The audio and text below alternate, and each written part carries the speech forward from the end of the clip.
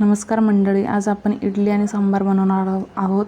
त्यासाठी आपण 3 वाटी तांदूळ आणि 1 वाटी डाळ असं प्रमाण घेतलं आहे। ते चांगलं स्वच्छ धुवून आपल्याला 7 ते 8 तास भिजवून ठेवायचं आहे। आता आपल्याला हे मिक्सरला बारीक वाटून घ्यायचं आहे। हे वाटण झाल्यावर आपल्याला रात्रभर झाकून ठेवायचं आहे। आता आपल्याला सांबारसाठी 1 वाटी तुरीची डाळ शिजवून घ्यायची आहे।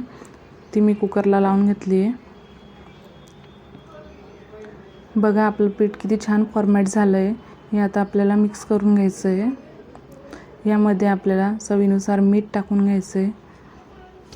थोडासा खाण्याचा सोडा टाकून घ्यायचा आहे आणि परत मिक्स करून घ्यायचं आहे। आता इथे आपण सांबारसाठी तयारी करून ठेवली आहे।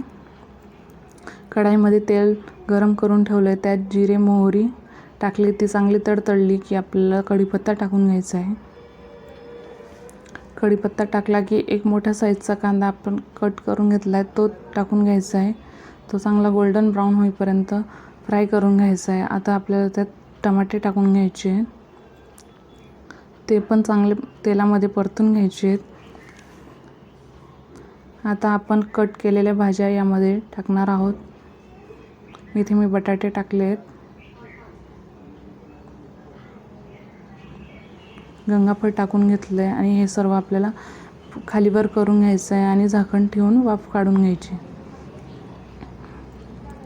बघा आपल्या भाज्या चांगल्या शिजल्या आहेत। आता त्यामध्ये आपण मसाले टाकून घेऊ। इथं लाल मिरची पावडर 1 चमचा टाकली, 1 चमचा धने पावडर, थोडीशी हळद, थोडासा सांबार मसाला, अर्धा चमचा गरम मसाला आणि हे परत आपल्याला मिक्स करून घ्यायचं आहे। मसाले चांगले एकजीव झाले आहेत। आता त्यामध्ये आपण तुरीची डाळ शिजवलेली याच्यामध्ये टाकून घ्यायची आहे। हे सर्व व्यवस्थित मिक्स करून घेतल्यावर आपल्याला चवीप्रमाणे मीठ टाकून घ्यायचं आहे। हे टाकून झाल्यावर आपल्याला झाकण ठेवून सांबाराला एक उकळी आणायची। तोपर्यंत आपण इथं इडली ठेवून घेऊ।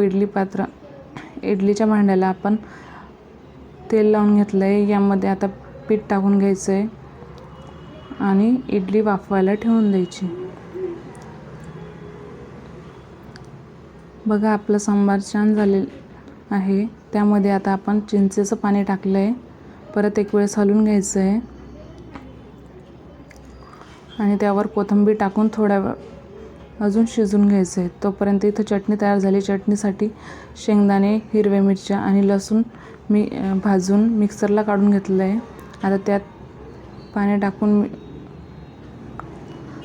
चवीप्रमाणे मीठ टाकून घ्यायचं आहे। इथं एका पॅनमध्ये तेल टाकलं आहे, त्यामध्ये जिरं, मोहरी, कढीपत्ता चांगली तडतडून घेतलं आहे आणि ही चटणीला आपण फोडणी देऊन द्यायची। त्यावर थोडंसं कोथिंबीर टाकून घ्यायची आणि ही परत खालीवर करून घ्यायची। आपली चटणी खाण्यासाठी तयार आहे। इथं आपण बघू आपल्या इडल्या पण छान झाल्या आहेत। आता आपण इथं इडली सांबार सर्व करून घेऊ।